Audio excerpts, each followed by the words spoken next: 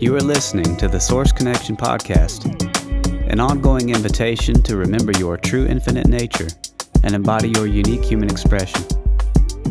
By holding space for the kind of conversations that uplift, inform, and unite us, we are here to amplify the field of possibilities and explore the keys to creating the new. Hosted by Liz B. and Tarah Long. For more, check out thesourceconnection.us, Spotify, Odyssey, and YouTube.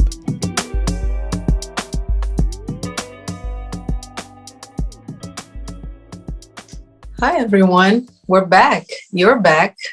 Welcome. Let's take a moment to just be together. If available to you, close your eyes and start connecting with your other senses.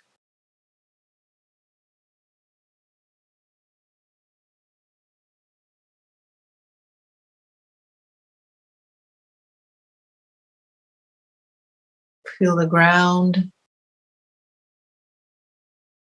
the chair, the couch, the grass you're sitting in, lying in. Just start noticing how it feels.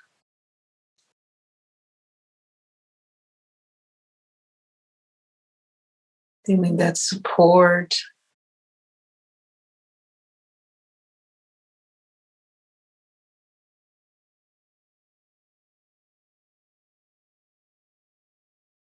You start noticing the sounds around you.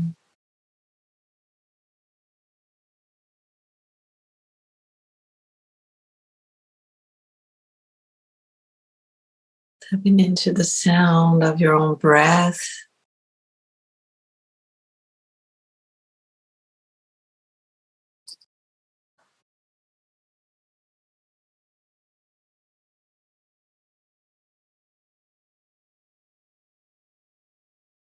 Notice where your hands are resting.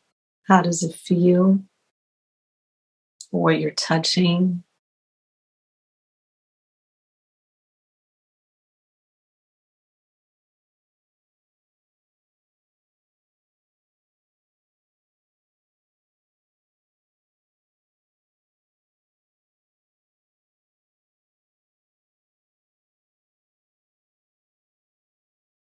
Can you taste the sweetness or the bitterness of this moment?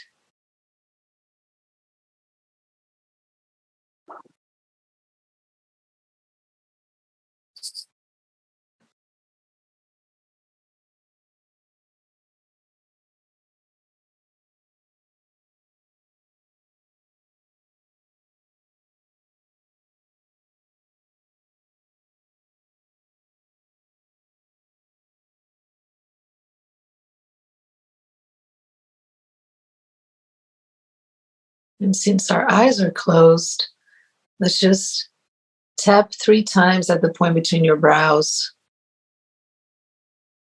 And just connect and activate your other eye.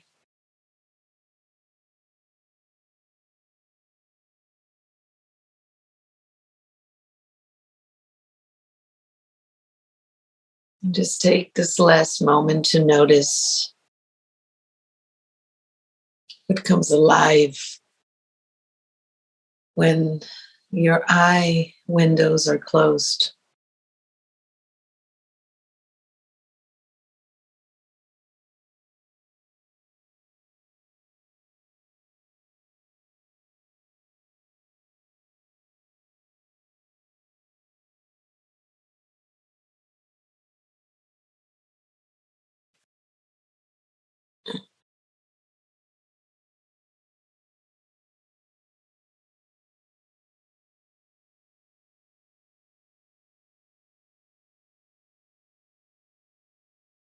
Let's inhale deeply and chant a long Om on the exhale. Oh.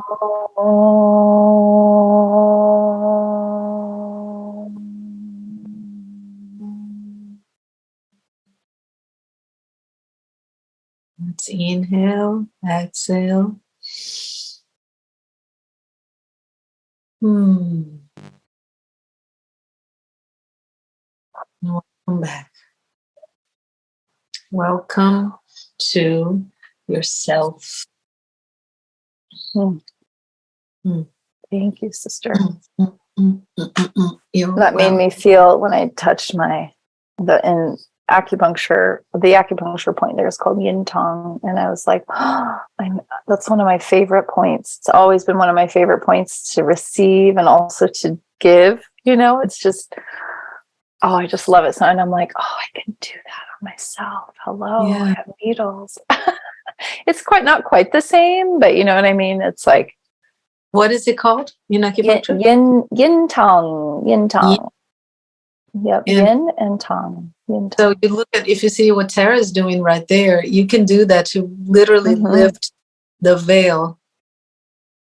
You can start your day by doing that. If you choose, that will start to first create that awareness, right? Of that there's more than what you can see with your eyes. And second, it's just a little ritual that you can take to connect with people. Yeah, connect with yourself. And open that third eye. So before we started our episode, I came and talked to Liz. I have a little gripe, a fashion gripe. I was like, why are these mom jeans still around? Like, I feel like it's been years. I feel like, and I made a comment, I'm like, it's worse than the 80s, because I'm a child of 80s, so is Liz. You remember the 80s, if you were around in the 80s, like the stonewashed jeans with the pleats at the top, and then the bottom, we pin it, roll it and pin it so it stays tight. And then, oh man, I'm like, what were we thinking? And now I find myself in the same situation or curiosity, like, what are we thinking, guys? Like, these mom jeans come up to your, like, practically to your boobs. It just makes everybody's butt look so weird. It's just so weird. I think I be good in mom's jeans, and it depends on the mom's jeans. And I love that it comes up. And we used to call them center breasts when we were young because they come up so high. That's hilarious. Oh, center breasts. Yeah, that's good. That's good. As a mother, it feels really good to have your womb and like area like just all like embraced by that. And that it depends on the physical body that's holding the genes, because things can look a certain way or another way, right? And also the embodiment of that, like how are you feeling with yourself when you put something on, and what kind of expression does that create, right? Yeah. So yeah. And are you doing it just because it's the trend and it's the thing to do? Like, I am not joining in the, what's that?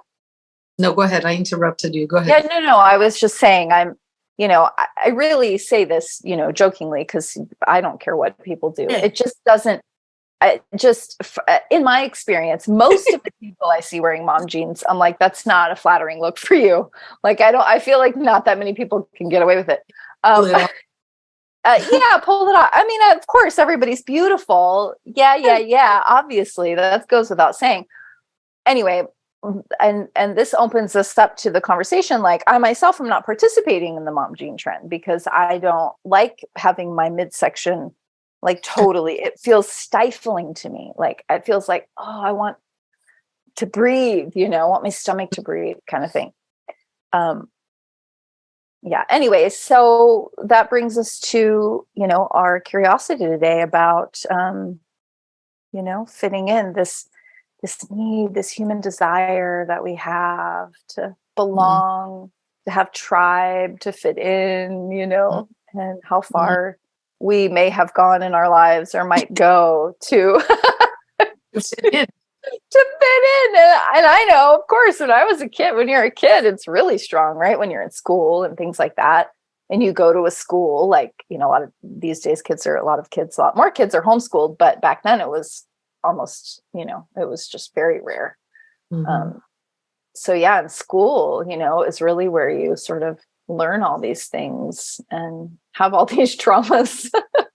I will say that I went to a school where you had to wear a uniform. Ah, okay. Yeah, So that's different. More homogenizing, like it's even Homogenized, more. Yeah, like you're all the same, right? You're just the thing. You're just thing that comes in and out. Just how many do we have? Like there's individuality. And yeah. I find it quite amazing to like look back and see that, and still there's something inside of us that did not conform to the programming. Like we were like completely inundated in it. We were a part of it at different levels for different reasons and at different times. I remember my teenage years when grunge was really popular. And man, I lived in one of the hottest cities in Brazil, right? And I wore a flannel shirt around my waist because it's fucking cool. It was fucking cool. I did the same thing. Well, I lived in a cold place. A cold place. I'm like, there's no reason for me to ever put that on. It's even when I grew up, it's like the little stronger. It rains, you know, but it's not cold. Yeah. And just observing that, being able to look back and noticing like that need to fit in. Like I needed to fit into something. In the popular culture at the time, I did not recognize myself that because we both have the rebel gene, right? We're like the wild mare. And so I was just like, I don't fit in that, you know, and rock and roll was like my rebellion. My rebellion. And also it's interesting at that time, I wasn't thinking about that, but within that group that felt like it was not the mainstream group, you still want to fit in. You still want to be a part of it. There's that you have to be identified somehow by the way you look or what you say or things that you eat or the hair, whatever it is, right? Yep. This deep need to belonging. And I think that with the times that we're experiencing now, one of the greatest things is that it broke down the barriers of like culture and social class and everything. And we find each other belonging with the ones that we really have always belonged. Yes. But maybe we didn't know each other and we didn't because life was different for everybody. And I find myself, and you probably have the same experience, in gatherings and things. And we're like, whoa, it's every race, every like age and social class and different backgrounds. And it's just fascinating to me. So beautiful. It broke down all those barriers and it broke down a lot of, not all, in some instances, it broke down like ego, of like an identification to a certain, and I don't mean ego. I'm not even saying in a bad way, just the ego of like, oh, I am this, I am that, I'm not that. Yes. Yeah. It got us, gave us the opportunity to really experience each other in a new way. And then it also showed us the very, very deep conditioning that people still have to want to belong and fit in and go along with what everyone else is doing. I do that in quotes, because that was the story, right? Everyone's doing it. So even though that wasn't true. It's never true. It's never true. It's never true. Yeah. So true. And with that need, then I think because of like, maybe our lives are so much more less private in a way, because most people have a social media account and they kind of have a presence in whatever way, shape, or form. Then we have this phenomena of like signaling, right, to each other, like, I'm doing the thing that we're supposed to do. Yeah, right. And it's peace signs and like, hey, look at me. Did you do it? I did it. Yeah. I did it. Are you doing it? If you don't do it, you're one of those. And then then the labeling, and like we are imprisoning each other in these places and not really seeing our complexity and our humanness, and like, the paradoxes that we all coexist in. I have a question for you. And this is something I know we've talked about a lot, and I've explored a lot over these past 3 years. What do you feel is the thing that makes someone go for that versus not? Or is, of course, there's not one thing, but what is your feeling about it? Like especially when, like for me, I see, friends and colleagues and who were very aligned in so many ways, spiritual and same spiritual communities, or, all of this. And I was shocked, and I had some moments of shock, like, wow, what? Wow, really? Okay. And just, so for you, what is your experience? What do you think's going on there? I will speak my disbelief of the culture I grew in. I was talking about rock and roll, right? And being like rebelling. We're just not the status quo. That's how I felt. And I felt in order to like that music, and it was more than just rock and roll, but alternative music, things that were not mainstream, you had a certain disdain, or a certain, like, just disdain is not the right word. You had a certain like thing about you that made you go like, what? For certain things. Just you question things, and you're just kind of like, no, I'm not going to do that. Why are you telling me to do that? There was a contrarian spirit to things. Yeah. Me, that was my experience, and I thought everyone else had that same experience. And then 2020 to find out, no, like, and the biggest example for me that I can pinpoint to this is Rage Against the Machine, requiring people to undergo a medical procedure to go rage against the machine. Like, Right. Wait, what? Yeah, like, not ironic at all. No sense at all. And so I don't know if I have an answer to what I think it is. Is it a seed that we have in our souls? Is it because we come from an experience, this timeless experience, where we've had other experiences and we may have been having at the same time, and we're like, all right, guys, we're going down there, we're going to do something about it, like we're going to assist you. We need to, like, are we here to showcase this seed of possibility, right? And this freedom in your soul, that it's aligned with much more than the world of phenomena, and that it enlivens in you this deeper rooting and grounding into something that it's easier just to kind of see through. Is it maybe some people will say, oh, maybe older souls that are just like, oh, I've done that before. Been there, done that. Yeah, right. Yeah.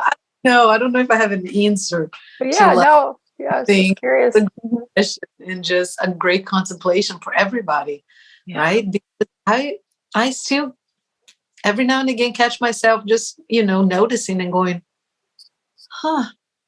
Well, like yesterday, we were walking through a parking lot and there's people masked. And I'm like, it's like almost 3 years and you still believe, like, it was just, my mind sometimes cannot comprehend. And there's no juxtaposition of like just the moment. I'm just kind of like, what? Yeah. Like, so like, just no recognition. I guess it's the best way to describe of the moment. And I'm just kind of like totally taken back by just like all of that we talked about, like that inner knowing and just everything, and just very real and human. And I'm air quoting here of just like, what is that about? Yeah. Yeah. So it's quite the time. And you mentioned like easier to recognize each other, right? And that's how we came together. Yeah, it is. And there was an event happening, and I wanted to know who was organizing the event. They pointed me out to 2 people who had asked the same question. Maybe you can connect with these people. And so Tara and I messaged those two people. One I never heard back. And then Tara was like, oh yeah, I want to do it. Maybe we can get together. And I remember like when we first, she was like, oh, you can come to my house and this and that. And I went, and you get there. And it was such an inflamed time that it was like, how do you even behave with somebody, right? And what do you talk about? How far can you go? Like, how deep do you go with somebody? Because we were organizing an event in like October 2020. Like, it's right away. Yeah. Yeah, but the event we were organizing was the Thank You Body. Yes. By Sayer G and Kelly Broden at the time. So I think we had an understanding that we were on the same page. But I do remember when you came, because I was living in this little like cottage in Venice behind my friend's house, and I came out, opened the gate, and you were there, and it was almost like, are we hugging? Are you okay to hug? Yeah, I'm okay. And we were both like, yeah, of course. And so we hugged. Remember, you wore this cute little hat, and then we went back into my place, and I remember it didn't take us long to figure out where each other was, but we talked for 3 hours. Do you remember that? And we were like, we could just go on, and we were just like, oh my God, we're sisters. And like, that was it. It was so beautiful. Oh. But yeah, totally that moment of just like, okay. Cause it was that time where, my God, dare you sneeze in a grocery store? Like they're gonna call the hazmat suit people. Like it was that intense. Right? I'm surprised they didn't have like tasers in the store to like taser you. Gosh, we gotta get her. Come on. Like it's the energy. So surprising. So funny we're talking about this because the other day we were somewhere, somebody sneezed, and I literally went like this. Like here we are. And like nobody is going, It's so funny because every once in a while, I'm in East Tennessee, and there's not a lot of people masked around here, but there are every once in a while in the grocery store, I'll see someone or whatever.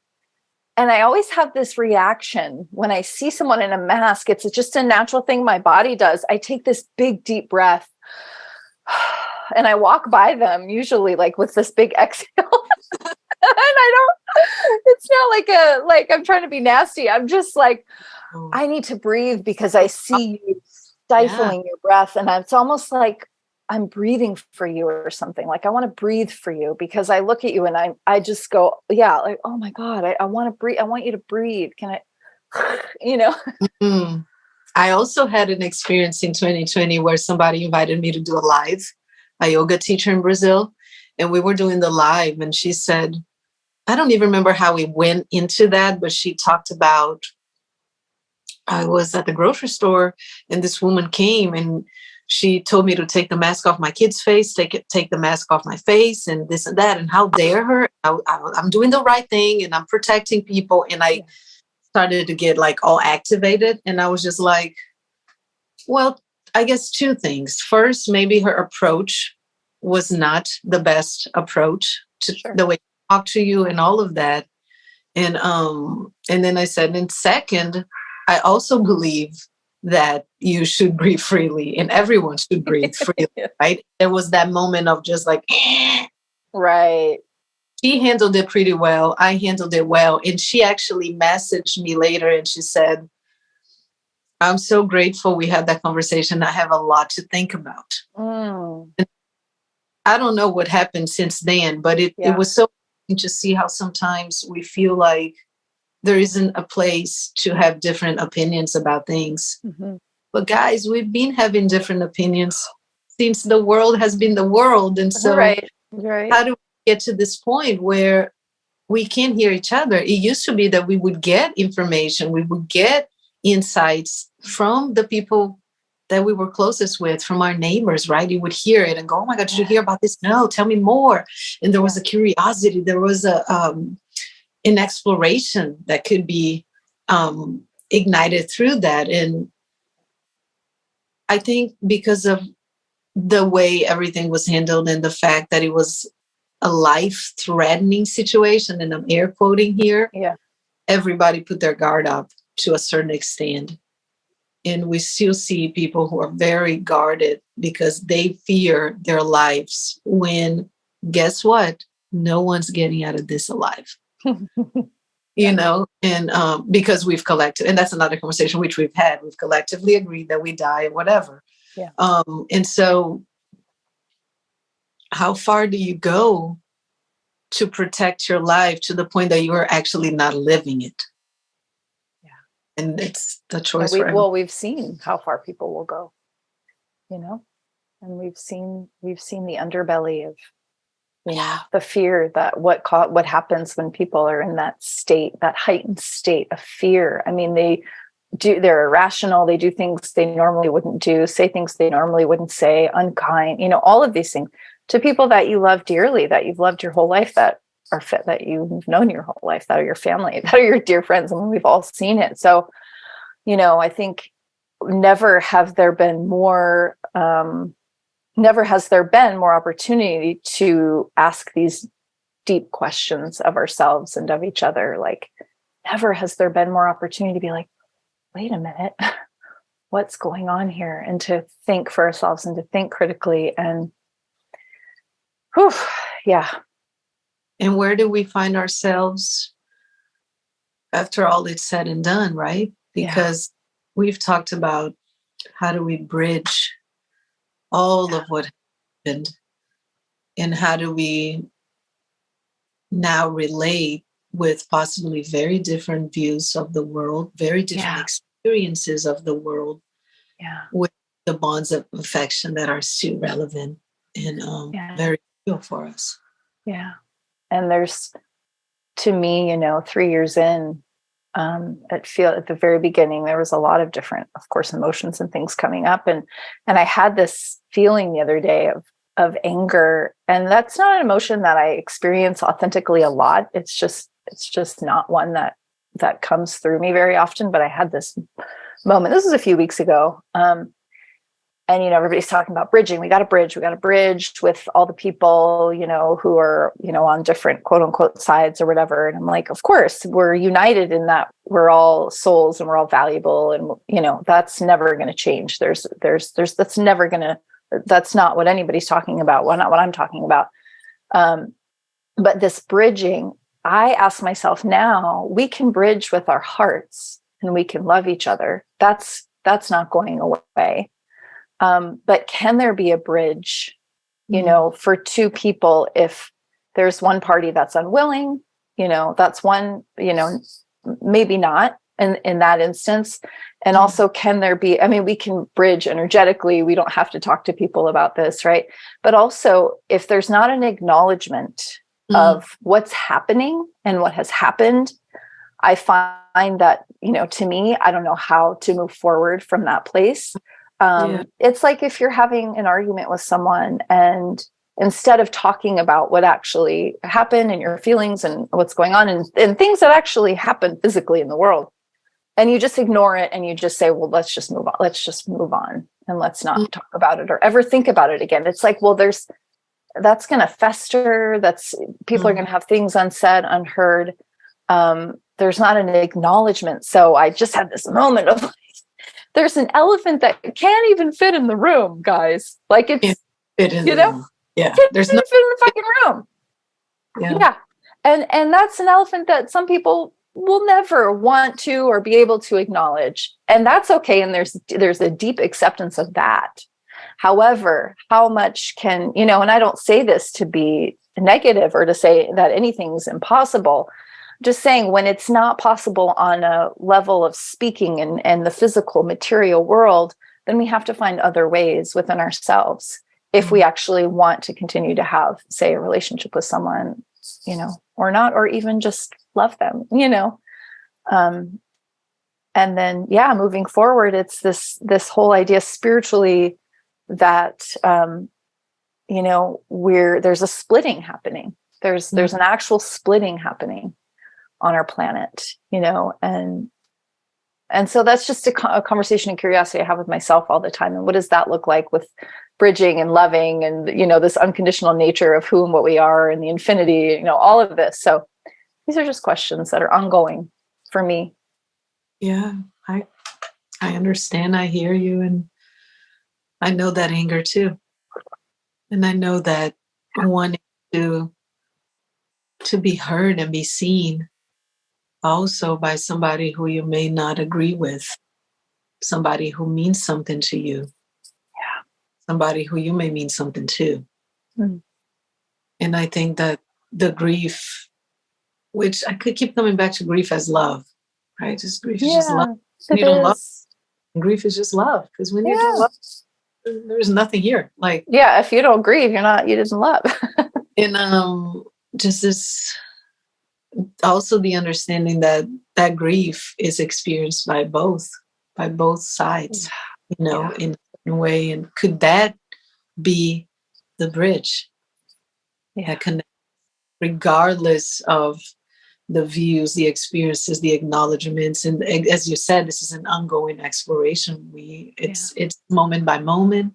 It's interaction by interaction. It's relationship by relationship, because it kind of defines itself as it evolves. And putting everyone that, no rushing into any healing that's not ready to be healed, and no pushing, and no, well, I have to because it's such and such, or this, or accepting. It's like, just be with yourself, and be who you can be, and do what you can do.